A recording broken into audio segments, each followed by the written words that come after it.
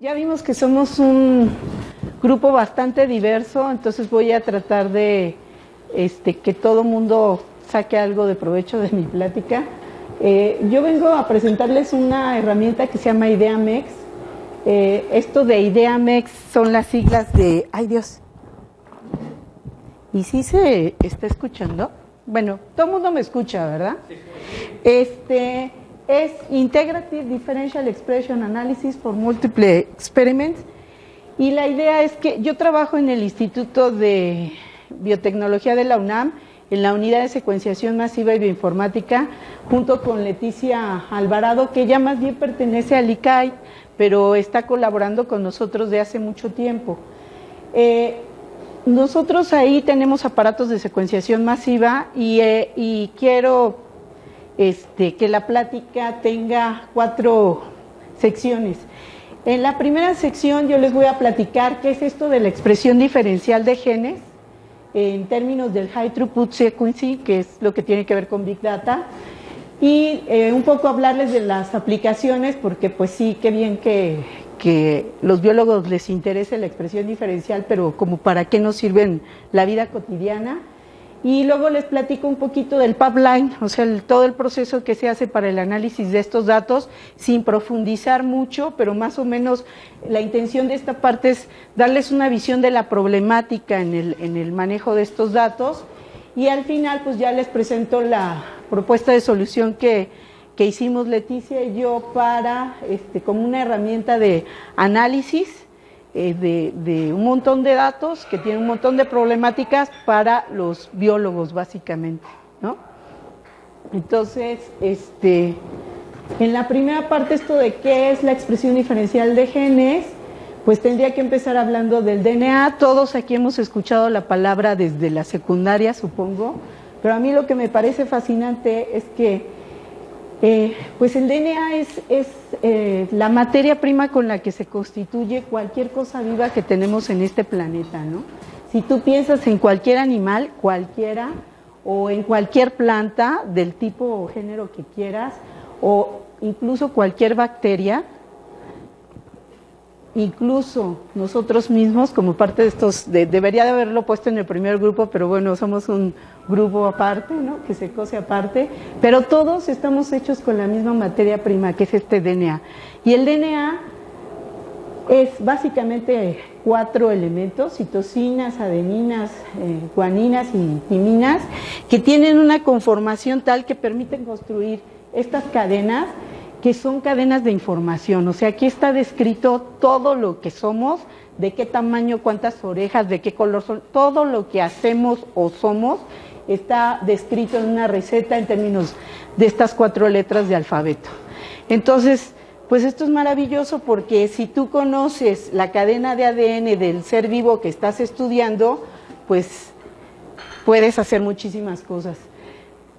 Hasta el siglo pasado, o sea, siglo pasado me refiero en los 1900, mediados de 1995, 99, lo común en cualquier laboratorio era generar las secuencias de ADN de manera manual y con geles, y escribiendo prácticamente a mano las bases que iban viendo.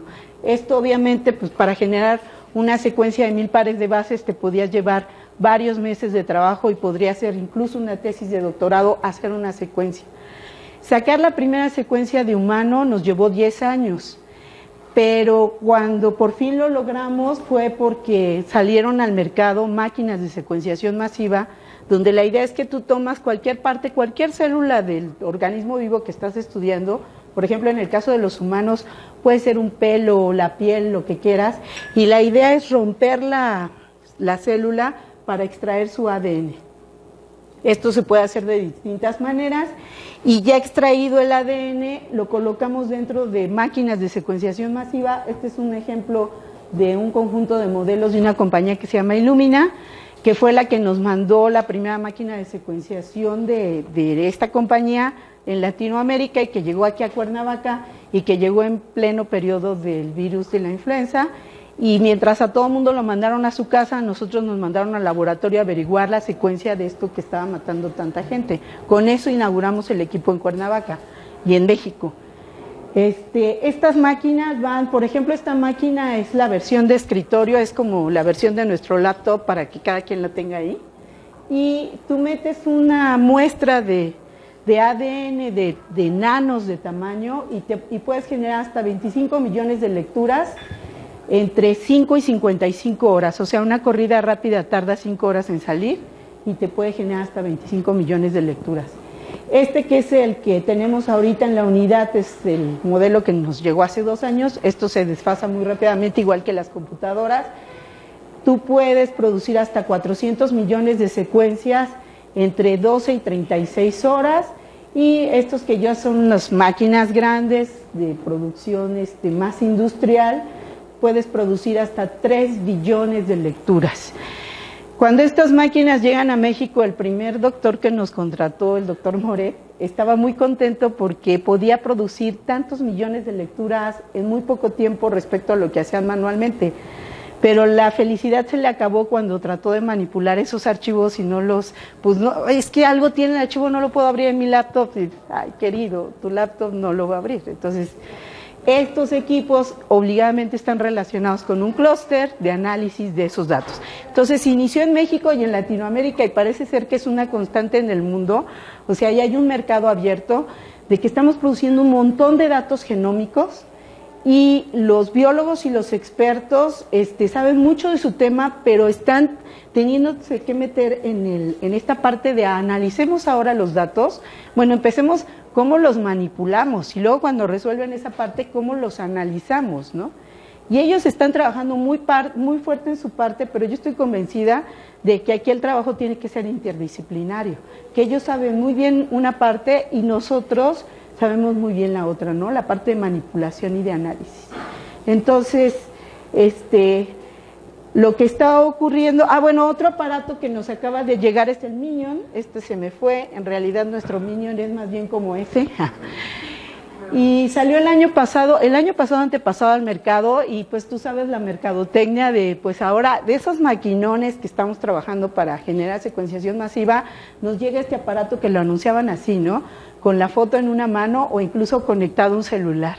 Y como que uno decía, wow, qué maravilla, ya vas a poder estar, incluso empezaron a circular en la red muchas fotos de este tipo, de la gente tomando muestras en África, en especial es en Brasil, están trabajando con el mosquito de Zika, y en situ están tomando muestras, y la verdad es que nosotros, así en los hechos, las veces que hemos intentado sacar el aparatito y bueno, lo mandamos a un crucero para tomar muestras en el océano, en el Golfo de México, se nos congelaron algunos reactivos, se contaminó, o sea, no es tan maravilloso como se ve, pero yo creo que el mensaje es, ya no solo tienes que generar, o puedes tratar de generar millones de secuencias de organismos superiores, sino cuando trabajas con virus o con cosas que son muy pequeñitas, va a haber posibilidad de costos, de hacerlo con mejores costos, ¿no? Más que poder hacerlo en sitio, bueno, a lo mejor sí, pero todavía no es tan maravilloso y tan fácil, ¿no? Entonces, con toda esta información les decía que si tú tienes el genoma, tienes la primera parte de la historia resuelta, ¿no? O sea, ahí está el código, pero ahora descifra el código y qué te está diciendo el código y qué es lo interesante del código. Y entonces en esa segunda parte hay múltiples aplicaciones, muchísimas. La primera es generar el código completo, o sea, cuando tú tienes un organismo del cual no se conoce su genoma completo, pues la primera chamba es armar el genoma completo, que es una especie de hacer como si armaras un rompecabezas, pero trabajando con 50 millones de pedacitos de secuencia de 150 pares de bases o 300 pares de bases, dependiendo del aparato que utilices. Entonces ahí requieres mucho poder de cómputo. Otro tipo, ya cuando tienes resuelto el genoma, viene la parte de la anotación. O sea, de todo el genoma hay secciones que se identifican como genes, que son las que codifican o se expresan para hacer cierta actividad en el organismo al que le pertenece. Entonces, ya después de que tienes esa notación, otro tipo de problema, que es al que me voy a enfocar a platicarles en esta ocasión, es el de encontrar la expresión diferencial de esos genes que ya localizaste. Y básicamente lo que haces es tomar un organismo que ya está, del que quieres saber qué cosa, lo metes en tu máquina, pero no tomas una muestra sino varias. Originalmente la idea es comparar al menos dos condiciones. ¿Quieres ver la expresión en dos tejidos diferentes o con dos medicamentos diferentes o en dos condiciones diferentes? O sea, tienes una comparación de dos o más cosas a comparar. Y algo que afortunadamente ya empezaron a entender es que para hacer esta comparación estadísticamente confiable, los resultados, necesitas generar réplicas para medir la variabilidad entre ellas. Entonces, estos análisis de expresión diferencial en el ámbito del high throughput, esto de hacer secuenciación con las máquinas es lo que se conoce como high throughput sequencing, y trabajar con expresión diferencial dentro de estas máquinas es conocido como RNA-seq, y básicamente lo que quieren es conocer la expresión de los genes y la expresión diferencial en distintas condiciones. Entonces, por ejemplo, en el caso de la medicina, se ha trabajado ya mucho con la expresión diferencial de gente con diabetes y gente sana, y cómo la capacidad para digerir las grasas, bueno, eso ya se conocía, pero ahora lo que se está viendo es qué genes son los que tienen una acción diferenciada de la gente con diabetes versus la gente sana, y luego esos genes, qué posibles mutaciones tengan que ver. Y ya de ahí se derivan otras historias, porque luego te das cuenta que esas mutaciones están relacionadas con la población mexicana que vino de los españoles. Ya, ese es otro rumbo de análisis. Con cáncer también. Cáncer es de las cosas más socorridas porque es donde en este momento hay más dinero, entonces hay un montón de análisis de expresión diferencial de gente con distintos tipos de cáncer. O, por ejemplo, expresión diferencial en distintos ambientes. Tienes a un ratón con una dieta alta en grasa y un ratón con dieta baja y ves sus genes, qué tan diferentes son. Ahí la conclusión es que los ratones con dieta alta en grasa pues ponen a todo su sistema a sufrir, o sea, todo se empieza a prender y a descontrolar de manera impresionante. También, bueno, esta es una de lo mismo, o sea, aquí tú tomas muestras biológicas de ratones en un ambiente normal, con una dieta normal, y los ratones con la dieta alta en grasa, mandas a secuenciar y analizas la diferencia de quién se está expresando diferente. Otro proyecto en el que participamos tiene que ver con la expresión diferencial en placenta. Este fue increíblemente difícil y realmente no hubo un resultado, O sea, cuando aquí teníamos que hacer la expresión diferencial de mujeres embarazadas en preeclampsia, y resulta que de por sí una mujer tenemos mucho más expresión que los hombres, no es una cuestión sexista. Y segundo, si está embarazada, peor, y además tienes el ruido involucrado, como tomamos de placenta, entonces el bebé ya también está contribuyendo. Entonces esa fue una cantidad de ruido que se quedó ahí pendiente, ¿no? O sea, porque dicho como colofón, todos estos proyectos estamos generando un montón de datos, el experto tiene un punto que quiere resolver, y muchas veces lo resuelve, pero es el 10% de toda la información que generó. Y esa información está ahí durmiendo el sueño de los inocentes, esperando que alguien con tiempo y ganas se siente a analizar y a sacar, ¿no?, cosas. Otro proyecto del que participamos fue la comparación de distintas cepas de salmonela. Hay salmonelas que solamente te provocan un chorro de problemas y otro tipo de salmonelas que te pueden matar. Entonces, aparentemente la diferencia en la estructura del gen no es tan diferente, son muy semejantes en cuanto a la cadena de DNA, pero la expresión de qué genes actúan es lo que las puede volver mortales o no.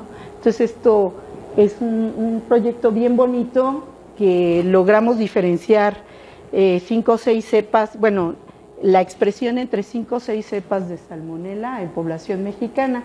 Y algo que ahorita hay 20 proyectos o más, a lo mejor me estoy viendo conservadora, son proyectos de expresión diferencial de Zika contra chikungunya, contra dengue, no sé si escribí bien chikungunya, creo que no, ¿sí? Entonces, bueno, para este momento ya los convencí que esto de la expresión diferencial está teniendo muchas aplicaciones, en la agronomía, bueno, algo de lo que no les platiqué, por ejemplo, en el caso de los nopales, También hay varios proyectos que tienen que ver con identificar qué genes son los que empiezan a tener una expresión diferencial cuando vienen las temporadas de sequía, porque justo esos genes son los que servirían para poder trasladar y hacer otro tipo de sembradíos más resistentes a la sequía, ¿no? Y como eso, o sea, hay un montón de aplicaciones de proyectos que tienen que ver con la expresión diferencial. ¿Cómo hacemos la expresión diferencial? Empezamos tomando, aquí no se ve muy bien, pero estos son unos tubitos de Pendor donde tú haces la extracción, bueno, donde colocas al final tu extracción de DNA. Yo, obviamente, como buen computóloga, para mí el problema empieza aquí. En realidad, si esta presentación la hiciera un biólogo, pondría como 4 o 5 pasos previos de ir por la muestra, extraer, que no se degrade, o sea, toda la preparación y manipulación biológica también tiene ahí su rollito. Pero bueno, a nosotros nos entregan ya los tubos, los metemos a los aparatos de High Throughput Sequencing y en la mayoría de los casos nos entregan archivos en modo texto en un formato que se llama FASTQ. Entonces, texto pues suena fácil de manipular, el asunto es el tamaño, o sea, 1.5 teras para que te diviertas, y con esos datos primero hacemos un análisis de calidad para ver, dicen que si en un proyecto tú metes basura, sacas basura, entonces paso número 1, tienes que checar la calidad de tus datos. Segundo, llevar un proceso de limpieza en caso de que sea necesario. Tercero, hacemos un proceso de alineamiento contra el genoma ya anotado o la construcción del genoma cuando no existe.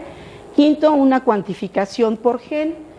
Sexto, un proceso de normalización.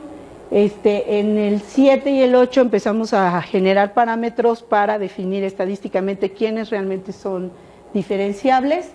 Y en el octavo, en el noveno, que es lo que hace básicamente nuestra herramienta, es una integración de resultados para que el usuario decida a qué le va a creer o qué va a hacer con lo que saque. Cada uno de estos pasos tiene sus bemoles, o sea, descrito así, dices, bueno, pues ya está resuelto, ya está ahí la lista de puntos, pero en cada uno de ellos hay detalles por resolver. Empezando por la calidad de los datos, lo primero que nosotros hacemos es una gráfica. Cuando las máquinas te sacan las secuencias, a cada letra le asignan una calidad que tiene que ver con la probabilidad de estar dando un valor equivocado. Y eso tiene que ver con la calibración de la máquina, qué tan claro fue la captación de la imagen, etcétera, ¿no? O sea, qué tan real. Aquí les estoy poniendo un ejemplo de algo que está terrible. Esta gráfica de cajas y bigotes no se percibe muy bien, pero en la escala va del 1 al 40. El 40 está asociado con mucha confiabilidad, 0.99 con 4.49 más de confiabilidad de que la letra que te estoy dando es la letra que es. Y luego hay un intervalo de 30 a 20 pintado en otro color, que son alrededor del 99.9% de confiabilidad. Digo, estoy hablando en términos generales, cada punto es un intervalo distinto, pero ya, por ejemplo, la última parte que debería, la parte de atrás de la gráfica está como en rosa, son confiabilidades de 99% o menores, que ya representan un riesgo, o sea, ya es información donde la probabilidad de error es del 1%, entonces ya la consideramos muy grande. En cambio esta, pues, la línea azul es el promedio, y entonces el tamaño de la caja es primero y tercer cuartil, o sea, el 75% de tus datos está aquí. Entonces, cuando tienes una gráfica como... Ay, perdón, espero no marearlos. Esta gráfica de arriba está súper linda porque el 75% de tus datos está con confiabilidades de 38-40 en la escala es una escala que se llama FRED, pero que estamos hablando de errores de menos de 0.001% en tu conjunto de datos. Otra gráfica que hacemos es el porcentaje de GC que se ha visto, tiene una distribución normal, entonces la línea azul es la distribución teórica, la línea roja es la distribución de tus datos. Este tipo de gráficas nos hacen felices cuando trabajamos con un solo organismo, y este tipo de gráficas, si el usuario te dice que está trabajando con un organismo, pues tiene problemas, tiene contaminación porque ahí hay un par de picos, quiere decir que tiene un par de bichos metidos y eso es muy común. Por ejemplo, si estudias con el mosquito de Zika, al momento de extraer, a veces lo extraen del estómago y hay una bacteria muy común en todos los mosquitos, así como el E. coli para nosotros, hay, se me fue el nombre ahora, pero bueno, es una bacteria del mosco y siempre se contaminan las muestras de mosco de esa bacteria, ¿no? Entonces, bueno, no pasa nada, si ya sabes que la tienes, ves su presencia, la limpias. A veces este tipo de estudios tienen que ver con metagenómica, o sea, yo no voy sobre un organismo, sino quiero estudiar todos los organismos que están en un nicho, agua sucia, el estómago. Ha habido cosas bien interesantes, han salido ya publicaciones donde demuestran que la microbiota asociada con la gente gordita es completamente diferente de la microbiota de la gente delgada. O sea, todos esos delgados que hemos odiado toda la vida, no son ellos, es un macrobiota que funciona distinto a la nuestra, ¿no? Entonces, en ese tipo de estudios metagenómicos yo no espero ver un pico. Yo la primera vez que que me tocó analizar datos metagenómicos y salieron así, bueno, una cosa como electrocardiograma, que dije, es que esto está terrible, y el tipo así feliz de, nos salieron un montón de poblaciones, qué padre, ¿no? O sea, sí, él lo que quiere es ver toda la diversidad. Otro tipo de gráfica que analizamos tiene que ver con el porcentaje de ATCG que hay a lo largo de la secuencia. Por ejemplo, si tú hicieras al azar la construcción, y si tú fueras Dios y hicieras al azar la secuencia de un genoma, pondrías el 25% de A, de T, de G, de... Entonces deberías de tener una línea entre el 20 y el 30% aquí.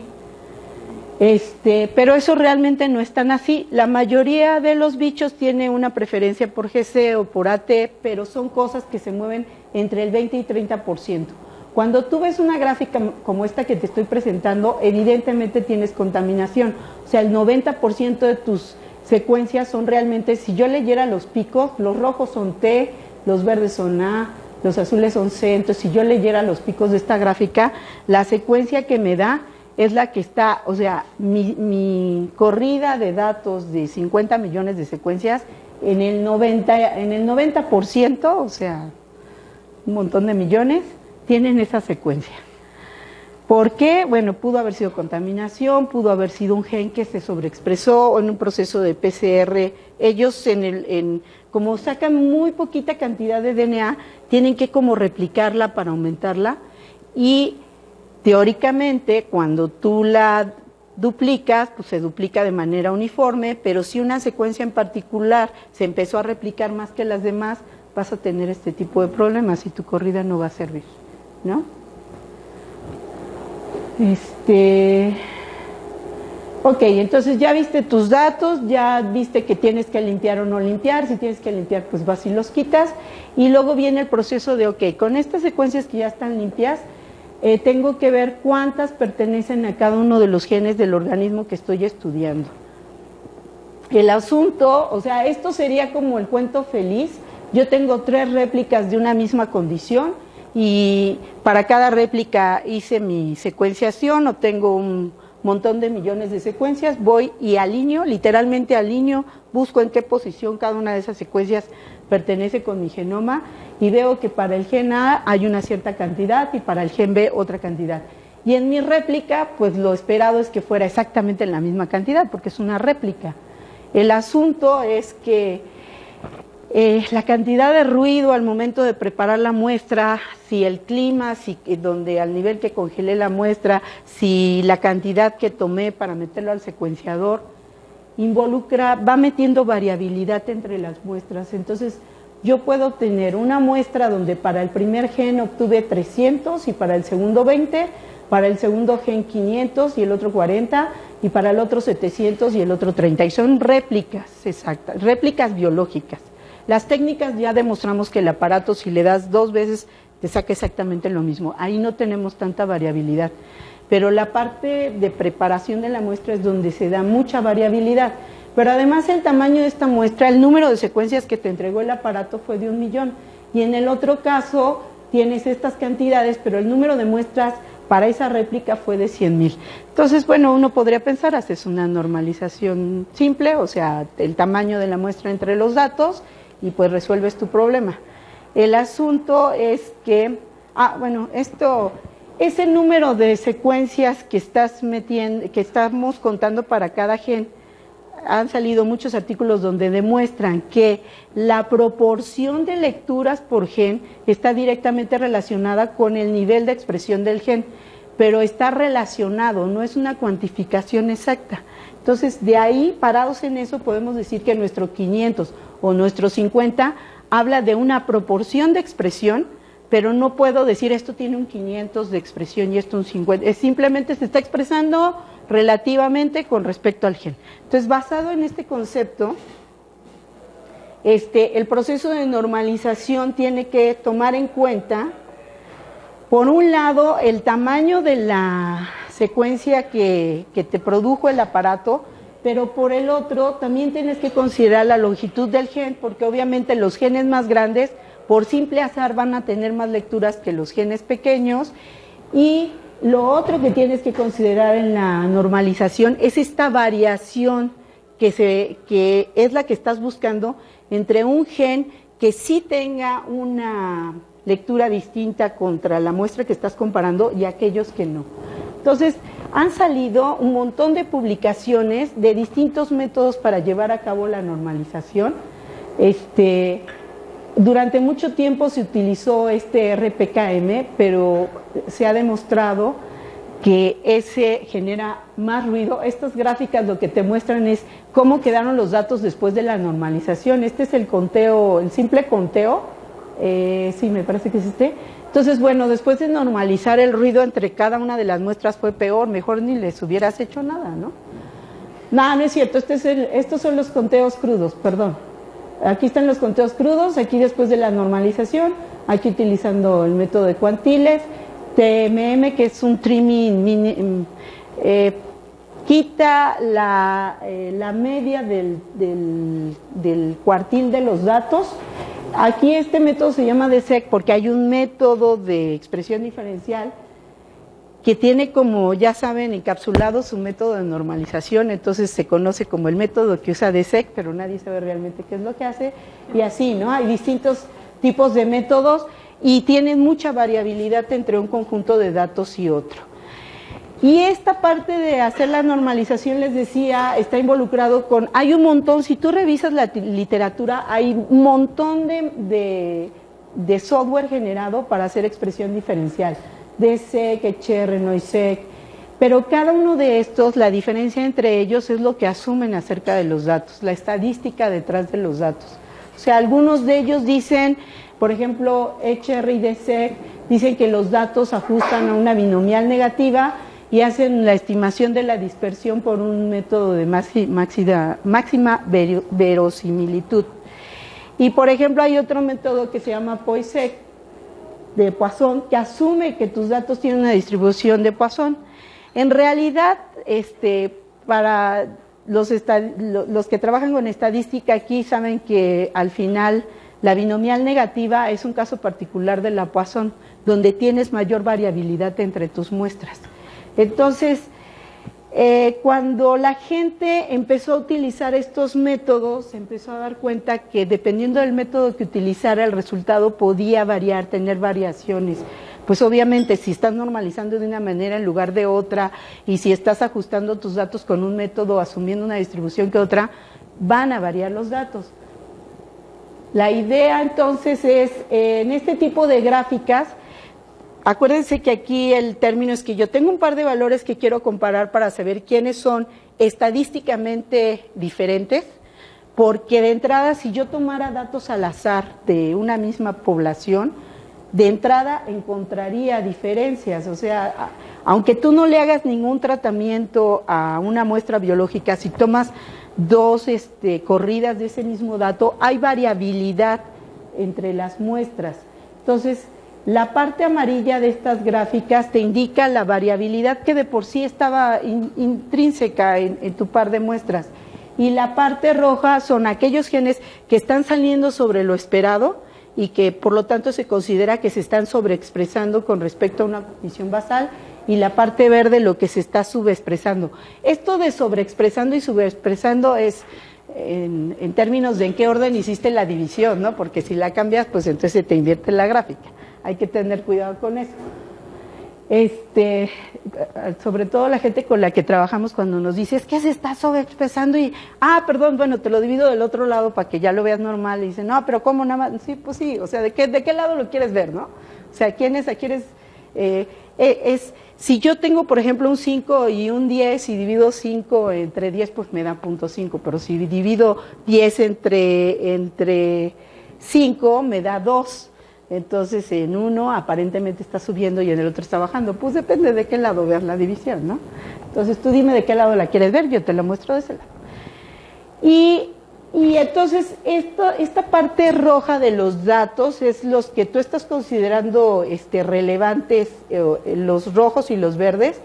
Y obviamente, pues eso tiene que venir de una hipótesis donde nuestra hipótesis nula va a ser que un gen no está diferencialmente expresado, y normalmente tomamos un 0.05 como p-value de, vale, me puedo estar equivocando, puedo estar diciendo que el gen está, rechazar esto y decir que efectivamente está diferencialmente expresado cuando en realidad no lo está, y me pongo me doy un chance de 0.5%.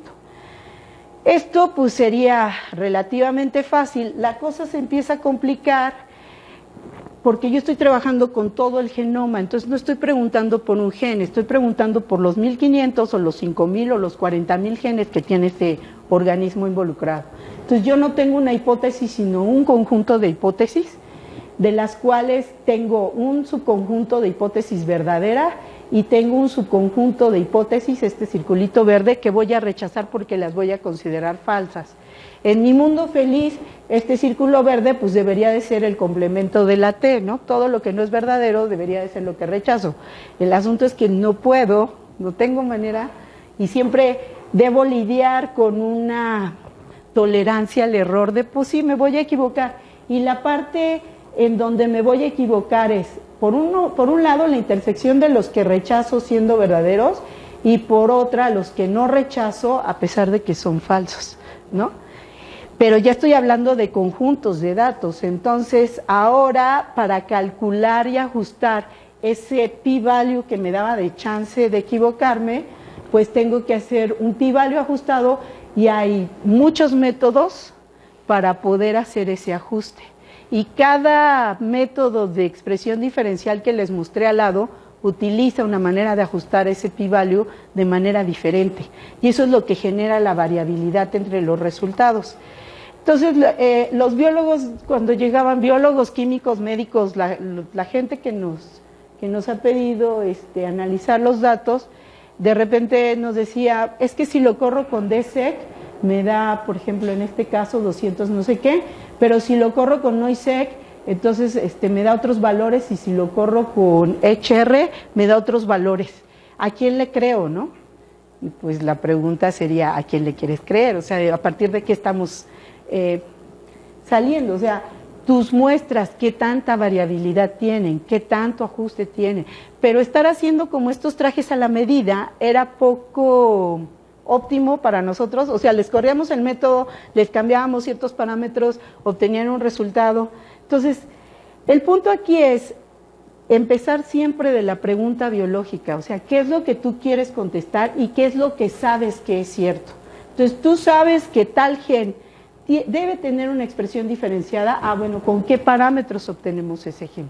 Normalmente, cuando el experimento está bien hecho, sus genes de control quedan en esta intersección. Entonces, yo digo, en ese caso, no importa el método, porque además, este caso está bonito porque lo que pierdes o de lo que dejas de contemplar es muy poquito. Los casos patéticos es cuando te ocurren cosas como estas, ¿no? El número de genes expresados que coinciden entre todos los métodos son 1527, pero tienes cantidades bestiales de otros métodos que te están diciendo otras cosas, ¿no? Entonces, si tus genes de control quedan en esta área, pues entonces este es el que te está dando un mejor resultado, porque es a partir de lo que tú sabes, de lo que puedes comprobar, ¿no? No sé cómo andamos en tiempo, pero bueno, ustedes me dicen. Entonces, lo que hicimos para no estar haciendo la prueba de, a ver, corremos el método y ahora le variamos y volvemos a correr el método y ahora le variamos hasta que el usuario se sintiera satisfecho, que todo le hiciera sentido biológico, generamos esta página www.uusmb.unam.mx. Este UUSMB es de Unidad Universitaria de Secuenciación Masiva y Informática, y IdeaMex es el software que nosotros generamos, y lo que hacemos es decirle al usuario, dame tu tablita de conteos. Además es libre, cuando tú entras aquí te pide tu correo, simplemente porque queremos llevar un control de cuánta gente está utilizando, y cuando generamos una nueva versión, a esas personas les enviamos un correo de ya salió la nueva versión, ¿no? O sea, no preguntamos nombre ni nada, simplemente es un punto de contacto para quien quiera mantenerse al tanto de las actualizaciones. Entonces, te pedimos que nos des una tabla de conteos de tus genes, y aquí este ejemplo que les puse, les decía que cómo andábamos en tiempo, porque, 10:30, entonces igual y si tenemos tiempo de hacerlo en vivo, para mostrarles cómo, o bueno, se los platico y luego vamos a hacerlo en vivo por si algo se atora ya. Entonces, tú lees una tabla y esa tabla puede tener varias réplicas. Este software lo que hace es localizar quiénes son réplicas a partir del nombre. Entonces lo único que te pedimos es que tus réplicas se llamen igual, _1, _2, _3. Y el tratamiento o lo que vas a hacer, puedes tener la tabla del tamaño que tú quieras. Nos dicen, ¿cuál es el límite? Pues la capacidad de tu máquina para trabajar con esa tabla, ¿no? Nosotros esto lo tenemos montado con un servidor que tiene 1 tera de disco duro. No debería decirlo, ¿verdad? Porque igual, a ver, vamos a probarlo con 1 tera. Nada, no es cierto. Yo empecé diciéndoles que los datos que se generan son en el orden, pueden ir desde 200, 300 megas hasta 1.5, 2 teras, 4 teras de información. Pero esa es toda la secuencia que te maneja. Limpiamos una parte, alineamos otra, sacamos tablas de conteos, y lo que estamos subiendo aquí es la tabla de conteos. Entonces ya son archivos de megas solamente, son archivos bastante más tratables. Entonces yo puedo aquí definir, me va a salir la lista de condiciones que localizó en ese archivo, y yo le puedo decir, compáralo contra o viceversa, por esta importancia de cómo te van a salir los datos, si para arriba o para abajo. Lo que va a hacer nuestro software es hacer un análisis previo de las muestras para que tú veas con gráficas qué tan variables son, cómo se están moviendo, y te pregunta qué métodos quieres utilizar para su análisis. Ahorita tenemos estos 4 métodos, HR, DSEC. DSEC2 es la versión mejorada del DSEC, pero seguimos dejando DSEC, no sé por qué lo seguimos dejando, pero ahí lo seguimos dejando, y está NOISEC. NOISEC le gusta a la gente que hace sus experimentos sin réplicas, porque NOISEC lo que hace es simulaciones, y entonces siempre le salen súper lindas porque son simulaciones. Pero bueno. Y la tercera parte que le ha resultado de mucha utilidad a nuestros usuarios es donde se hacen los diagramas de Venn. Es a partir de los resultados que salen todos los métodos, te los compactamos, vemos las correlaciones, diagramas de Venn, etcétera, para ver qué es lo que está coincidiendo y qué es lo que no está coincidiendo. Y una bitácora de salida con las instrucciones. No vienen las instrucciones, no, ¿verdad? Nada más viene como lo que fuimos corriendo y qué fue saliendo de cada uno de las cosas. Entonces, cuando la cosa no camina, hay que ir a la bitácora, y ya ahí te dice, no, pues es que estás poniendo números negativos o cosas raras que de repente se supone no deberían de ocurrir y ocurren. En la parte de análisis preliminar, como les decía, tú puedes ver esta primera gráfica, es el conteo de todos tus genes. Algo que ya no les mostré, bueno, debería de haber salido, es que cuando yo les decía que algunos métodos ajustan a una binomial negativa y otros a una Poisson, lo que ocurre en estos datos es que estamos hablando de miles de genes con los conteos de sus secuencias. La mayoría de tus genes no tiene secuencias asociadas, o sea, no se está expresando en la condición. Y hay un grupito de genes, un par de docenas, que tiene una cantidad monstruosa de secuencias ellos solitos. Entonces, si ustedes lo grafican, yo había puesto la gráfica, ahorita la busco, es una cosa pegada, como logarítmica, que baja así, cae dramáticamente y permanece pegada al piso hasta convertirse en millones de lecturas asociadas por gen. Entonces, eso se ve reflejado en esta gráfica, donde los colores te dicen el porcentaje, cada barra es una réplica diferente. Y cada color es cuántos genes tienen más de 10 lecturas por millón, cuántos más de 100 lecturas por millón, así sucesivamente. Entonces, ves qué tan parecidos se distribuyeron las lecturas. Y luego eso mismo de cómo están las lecturas, pero en una gráfica de cajas y bigotes. Los rojos son una condición, los verdes el tratamiento. Entonces tú esperarías que los rojos fueran más parecidos entre sí y un poco diferentes del verde. Aquí, por ejemplo, este verde que se levanta un poquito quiere decir que esa réplica, pues, algo le pasó, pero en general esta es una gráfica decente. Obviamente tú no esperas diferencias muy dramáticas entre tu grupo control y tu grupo tratamiento, porque no todos los genes se van a mover como en el caso de las mujeres con preeclampsia, sí no salían así, bueno, no se parecían ni entre las réplicas ni contra el tratamiento, no se parecía nada, ¿no? Todo quedaba en un lugar diferente. Pero otra manera de ver qué tan réplicas son tus réplicas es hacer la gráfica de densidad para, pues obviamente si dos cosas se parecen, deberían de bailar al mismo ritmo, ¿no? Más o menos. Entonces, ya que el usuario tiene un primer acercamiento de cómo están comportándose sus datos, esto prácticamente no se ve, pero me tendrán que creer que estas 4 cosas están pintadas de verde y por acá hay 3 rojas. Entonces, unas son las verdes, estamos comparando contra las rojas, y en esta gráfica de escalamiento multidimensional yo puedo ver que sí hay separación entre los dos grupos que quiero comparar, por lo tanto espero buenos resultados. Cuando estos grupos quedan en la misma área, pues hay problemas, porque tú estás buscando diferencias entre cosas que no son diferentes. Y en esta gráfica igual, aquí está el grupo de los verdes, aquí está el grupo de los azules, esta es una gráfica de componentes principales. Entonces el usuario así, y esta gráfica de cajas es igual que la anterior, pero la anterior era datos crudos y esto es datos normalizados. Entonces a veces cuando tienes un poquito de ruido, después de normalizar, pues ya te quedan súper lindos.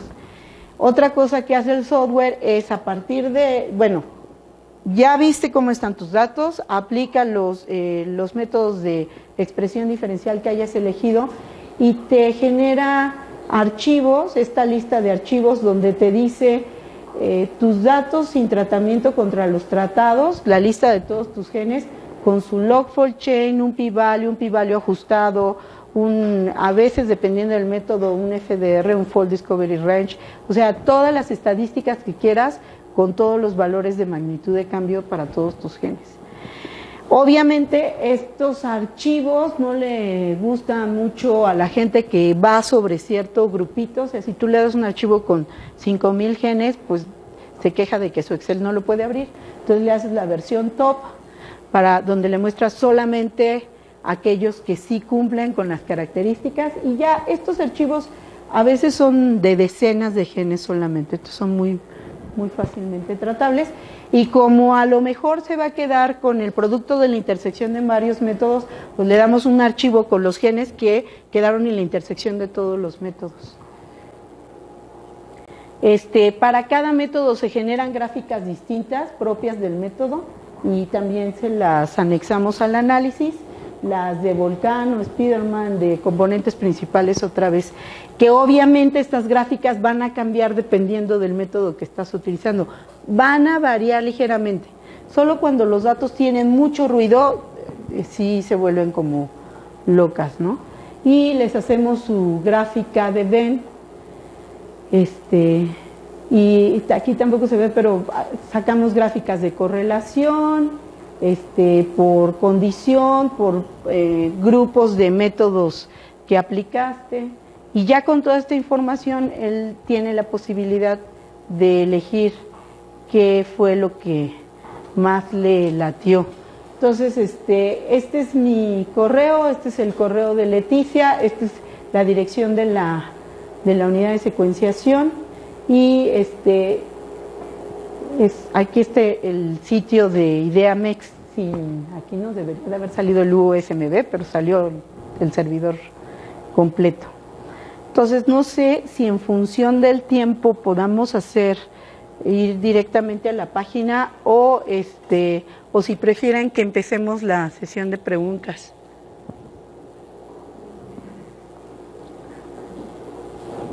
¿Alguien tiene preguntas? Sí. Yo, pero ¿prefieres? veíamos la demo Ok, va. Igual, entonces vamos a lo de la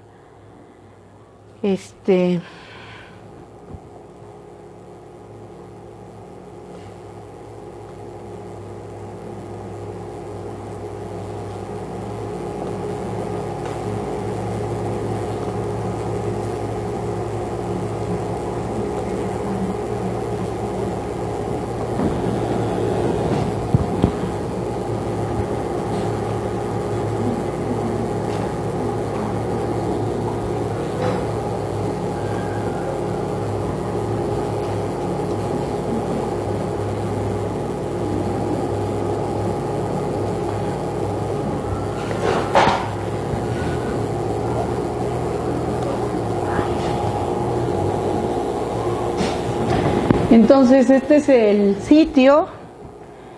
Aquí voy a ver si lo puedo hacer un poquito más grande. Ajá. Entonces, en el correo les decía, te pido un correo solamente para mantenerse en contacto contigo.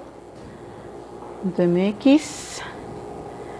Y si quieres darme más información, entonces sí ya te pide que te registres como usuario. Si tienes duda de cómo es el archivo, hay una liga aquí que despliega un archivo de ejemplo, o puedes consultar el manual de usuario que está acá arriba. Entonces, para cargar el archivo, primero tengo que seleccionarlo. Entonces,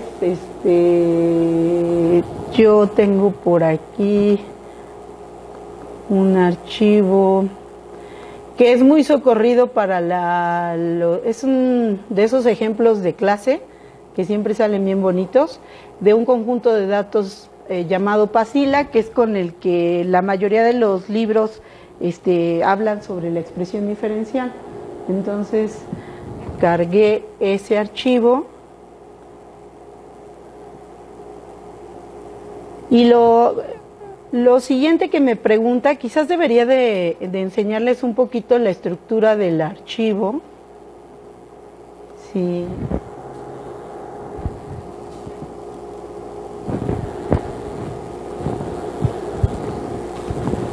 Es un archivo separado por tabuladores. En la parte de arriba yo tengo este título, que era lo que les decía. Ustedes pueden poner tantas columnas como muestras tienen. Hemos trabajado, no sé, el más grande tiene como 40 y tantas columnas, y hemos trabajado hasta con 40,000 genes. Claro, se tarda más, pero lo ha logrado. Entonces les decía que estas tres primeras columnas, las primeras 4 columnas, el programa por dentro ve simplemente qué cadenas se llaman igual en su primera parte y toma la segunda parte como las diferentes muestras, ¿no? Entonces aquí asumirá que todas estas son réplicas, tratamiento 1, tratamiento 2 y tratamiento 3 son las otras réplicas. Pero si su programa no tuviera ese formato, bueno, aquí tú le dices qué métodos quieres aplicar y si quieres el análisis preliminar y el diagrama de Venn. Solo cuando ya estás haciendo variaciones sobre un solo método, pues podrías elegir uno de ellos. Si es la primera vez, la sugerencia es, pues elígelo todo para que puedas decidir qué es lo que más te conviene. Y por la ley de Murphy, no es cierto, ya ahí va. Entonces, aquí dice que el formato de mi encabezado es correcto, pero si quiero puedo cambiarlo. Cuando no le gusta los titulitos que ustedes tienen, les dice tu encabezado no logro distinguir a las réplicas. Entonces tú puedes venir aquí y editarlas y ponerle Lo común es que a veces cada réplica no se llama exactamente igual, o sea, como cada uno trabaja. Entonces aquí nada más vienes y acomodas para cumplir con nuestro formato y le continúas. Como se darán cuenta, nuestra parte de gráfica no es muy bonita, siempre la parte estética nos ha fallado, pero aquí yo puedo elegir comparar el tratamiento contra el no tratamiento o viceversa, y acá abajo yo le puedo establecer el p-value ajustado que voy a tolerar, la magnitud de cambio de los genes que me interesan a partir de una magnitud de cambio de 2, de las que sean, el número de cuentas por millón, porque ha habido artículos que demuestran que aquellos genes con lecturas muy bajitas muy probablemente son producto del ruido y son poco confiables. Entonces tú puedes definir el número de lecturas por millón y generar los archivos top, y ya le das continuar y te genera una liga que si tú te vas inmediatamente a la liga y tu archivo es muy chiquito, pues vas a ver tus resultados. Pero aquí, por ejemplo, en azul me puso esto que ya terminó, pero los que están en verde todavía está trabajando con ellos. Entonces la parte azul, que es lo de las muestras, que es esta parte, yo puedo, les decía, ver, aquí en este ejemplo tengo, en la parte blanca son aquellos, el número de genes que tienen lecturas por arriba de 10 millones, los rojos entre 5 y 10, este color como aqua de 2 a 5 millones, como mostaza tiene exactamente, son los genes que tienen 2 millones, los morados 1 millón, y los verdes son el número de genes con lecturas en 0. Y esto es muy común, les decía, la mayoría de mis genes no tienen por qué tener lecturas. O por ejemplo, esta gráfica de... Ay, no, chiquita. Mis gráficas de densidad. Obviamente, lo que hago es tomar la tabla de conteos tal cual y sacarles un logaritmo 2, simplemente para hacer más evidentes los cambios, porque si no le pongo el logaritmo, les decía que me sale una simple línea así pegada a ambos ejes, ¿no? Entonces aquí yo ya puedo ver que, por ejemplo, en mi grupo de tratamientos, solamente este que está como en rojito se desfasa un poquito del otro par de réplicas, pero en cambio en los que no están tratados hay mayor variabilidad, pero nada que me tenga que alarmar demasiado, ¿no? Entonces, bueno, pueden aquí ir viendo las distintas gráficas, las otras todavía no las termina de sacar, voy a hacer un cargado para... ya terminó los otros métodos. Entonces, por ejemplo, si me voy al método de HR, bueno, y para esto aquí ponemos los resultados y aquí una pequeña explicación de lo que trae cada uno de estos archivos. Si yo abro cualquiera de estos archivos, espero no arrepentirme. Son modo texto, son feos, bastante feos, pero ellos tienen la posibilidad de subirlos a un Excel y ya ponerles colores y hacerle toda esa cosa bonita que generalmente hacen en los análisis. Lo importante aquí es que yo te estoy dando el identificador del gen, su magnitud de cambio, el log-fold change, el log-fold change count per million, el p-value, FDR, y los valores crudos de cada una de las muestras, y un valor de confiabilidad de esa expresión. Los valores asociados con 100 son muy confiables. Y algo que la gente le costaba mucho trabajo es si yo le daba un 4.59, cuál de sus muestras era la que iba en aumento y cuál disminuía. Entonces esta última columna de regulation dice up tratamiento, down no tratado, ¿no? O sea, para que no se nos confundiera. ¿Ok? Entonces, pues, la otra cosa que les digo que, bueno, que no se veía en la presentación, aquí... Por ejemplo, tengo la gráfica de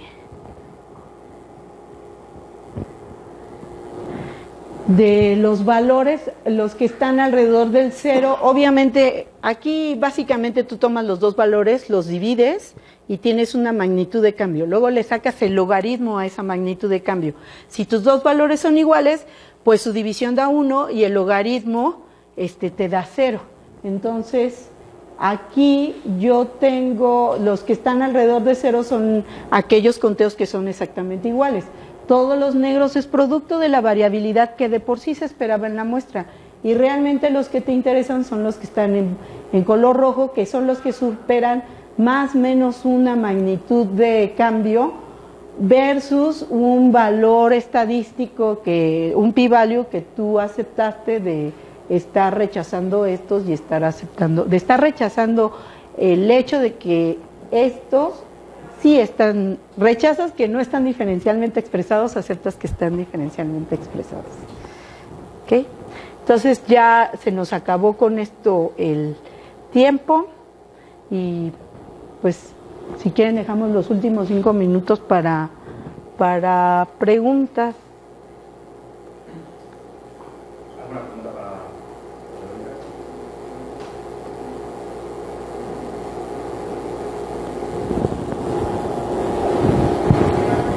Sí. Detrás de estos métodos que utilizan, ¿qué hay detrás? ¿Son los mismos que...? No, es pura estadística y están hechos en R. Entonces, lo que hago la insistencia de que de toda mi magnitud de datos yo me quedo ya con archivos mucho más pequeños de megas y este R lo tenemos instalado en el servidor. Entonces corre muy rápidamente, pero básicamente lo que hace es calcula la variabilidad, la correlación, estima los parámetros para ver la distribución. Claro, les decía hace un momento, DSEC asume que la distribución es binomial negativa, entonces va a hacer el ajuste de los parámetros para una binomial negativa y la normalización la va a hacer con TMM y así, ¿no? O sea, tiene ciertos valores por default. La muestra y lo que quiere convertir, un proceso de mutación de otro tipo de técnicas que utilizan los algoritmos genéticos para convertir a una solución diferente. Sí, tú utilizas algoritmos genéticos cuando no tienes información previa. En este caso, tú tienes todo un background, sí sabes qué genes esperas que se estén comportando diferente y lo que quieres es descubrir aquellos que no están cambiando diferencialmente. Ha habido algunos acercamientos en cuanto a algoritmos genéticos, pero entonces agregas más información. O sea, aquí solamente te estoy dando los conteos, la expresión del gen. Primer paso, tú localizas quiénes están diferencialmente expresados. Eso es una cuestión numérica. Ya con el conjunto de genes diferencialmente expresados le agregas el nombre del paciente, cuánto pesa, qué come, no sé qué, y te vas a los algoritmos genéticos para hacer ya como perfiles de enfermedades o como la siguiente etapa del proceso. Esta es la materia prima con la que va a empezar la segunda parte. Al principio se mencionaba usted la opción del tema de que esto es un hardware muy específico para aplicar los mapas. Luego el procesamiento lo hacen ahí mismo dentro del aparato. No, el aparato lo único que hace es generarte las secuencias. Todo el análisis posterior lo hacemos nosotros. Empezamos generando, toda la primera parte utilizamos puro bash, o sea, córtale, quítale, ponle, filtrale, grepeale. Y ya las grafiquitas bonitas las hacemos en Java, de los análisis de calidad y todo eso. Son puros pipeline porque tenemos puros pedacitos, o sea, un código que hace una cosa, otro código que hace otro código. Pero como lo tenemos que hacer para 95 muestras de una corrida, pues entonces lo repetimos para todo el bloque. Y esta parte ya es el frontend con el usuario, donde él sí ya ve los resultados y se pone a jugar para moverle. Pero toda la primera parte previa a este análisis de expresión diferencial lo hicimos en la unidad de secuenciación. Entonces, lo que está tras bambalinas para el análisis, por lo que mencionaban de la graficación, es R mayormente. Esta última parte, sí. Pero para el resto del procesamiento de los datos no necesariamente. No, de hecho yo debo confesar que algo que hemos platicado Leti y yo es, o sea, ahorita estamos haciendo todo en Bash y unas cosas en PER que tienen que ver. PER es muy bueno para hacer análisis de expresiones, pero hay que regresar a C, o sea, hay cosas que PER se atonta. R, bueno, la gente nos dice, pero desde R se puede hacer alineamiento. Ah, no, de que se puede, se va a trabar tu máquina, pero puedes hacerlo, ¿no? Sí. ¿Y tu duda es porque...? Regularmente, una palabra que se mencionó que fue justamente el tema del Big Data, y es que ya no hay, ya como tal no hay Big Data, en realidad ya todo es Big Data, ya sí. es data. Sí. Entonces, justamente en ese contexto, estas cantidades de información, lo que se procesa, lo que está ahí detrás, trato de identificar cuál es la maquinaria, porque al final este es un servicio muy bueno, como servicio, de alguna manera tener algún tipo de monetización o probablemente sea un servicio a la comunidad como tal, a la comunidad académica. Pero entonces esto tiene que ver con el poder de procesamiento del cómputo que está ahí detrás. Bueno, algo que no mencioné es, nosotros tenemos un clúster con 400 nodos.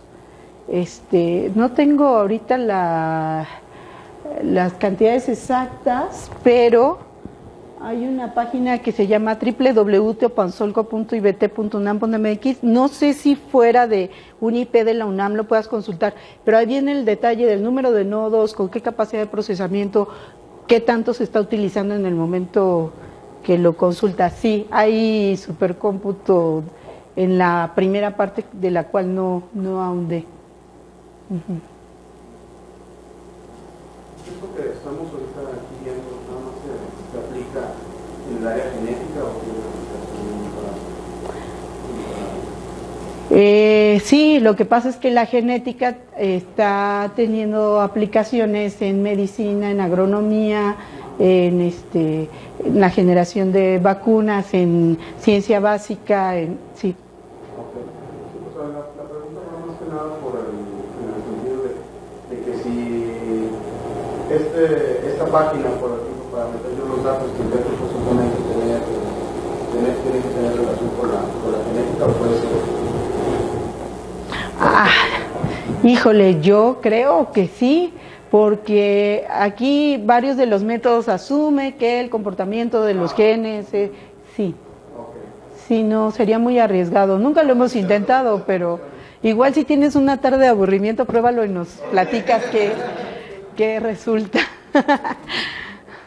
Pero es que, por ejemplo, si lo que está haciendo es comparación o similitud de números, al final de cuentas estadísticamente, se le podrían meter otros datos para que al final resulte esas comparaciones, ¿no? Si están dentro de cierto rango, se sale.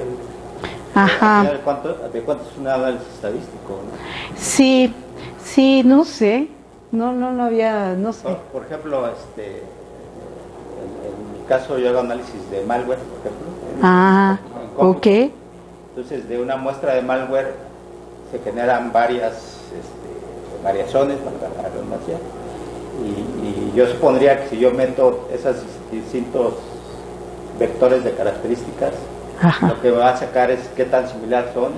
¿Y tienes réplicas? O sea, ese vector tiene réplicas. Lo que pasa es que de una muestra pueden haber n variaciones. N variaciones, pero esa es una muestra, y luego tienes otra de esas mismas variaciones. Pues capaz que sí. Una muestra con ciertos parámetros, otra que es una variación de la primera con ciertos cambios. Ya. Precisamente no sé cuáles son esos cambios, entonces yo si le meto estos datos ahí, posiblemente me diera algo, ¿no? O sea, vas a poder ver tus gráficas de componentes principales y qué tanto se mueven en la gráfica densidad. Sí, esa primera parte yo creo que puede ser bastante útil.